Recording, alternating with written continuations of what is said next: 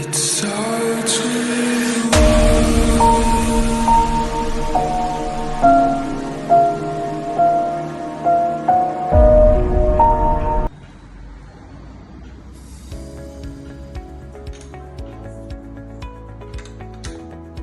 My name is Evelyn.